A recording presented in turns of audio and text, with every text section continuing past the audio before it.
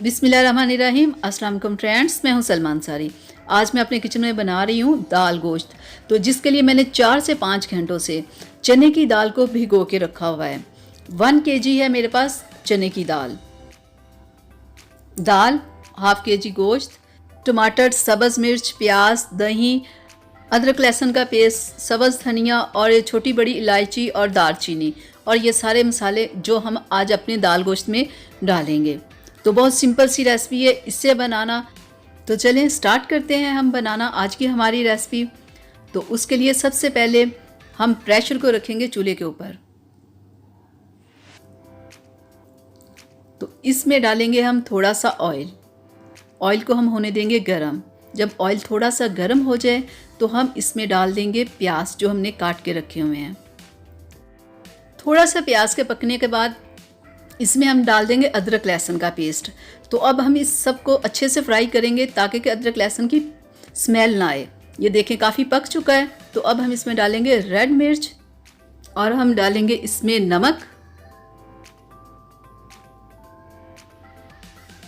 हल्दी, कुटी हुई लाल मिर्च, और अब हम इसमें शामिल करेंगे टमाटर, सब्ज़ मिर्च, छोटी बड़ी इलायची और दालचीनी। अब हम इसमें डाल देंगे। तो इसे हम फ्राई करेंगे 5 से 10 मिनट। मसाले को आपने अच्छे से फ्राई करना है। तो 5 से 10 मिनट के बाद देखिए ये कितना अच्छा फ्राई हो चुका है। तो अब हम इसमें डाल देंगे अपना गोश्त। तो अब हम गोश्त को फ्राई करेंगे 5 से 10 मिनट।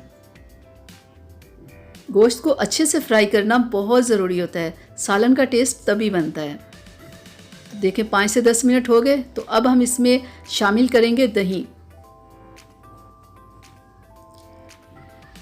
दही डाल के भी हम थोड़ा सा इसे फ्राई करेंगे। दही का अब किसी भी खाने में अपना ही मज़ा होता है।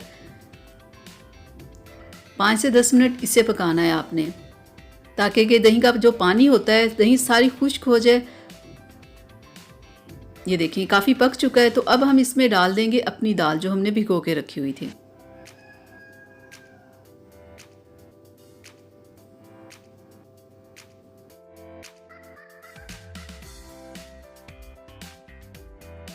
सारा अच्छे से मिक्स करके तो फिर हम अपनी दाल को प्रेशर पे लगा देंगे 15 से 20 मिनट के लिए, ताकि कि दाल गोश्त सारा कुछ अच्छे से गल जाए। तो इसमें हम डालेंगे मिक्स मसाला प्रेशर को बंद करने से पहले, और इसमें हम डालेंगे ज़ीरा पाउडर। तो हो गए हमारे तमाम मसाले। इन सबको हम मिक्स करके ना अच्छे से 15 से 20 मिनट के लिए प्रेशर लगा देंगे, ताकि कि दाल और गोश्त अच्छे से गल जाए। तो देखिए ये मैंने खोल लिया प्रेशर। तो देखें दाल कितनी खूबसूरत हमारी गल चुकी है, बिल्कुल तैयार है। तो अब हम इसे डिश आउट कर लेते हैं।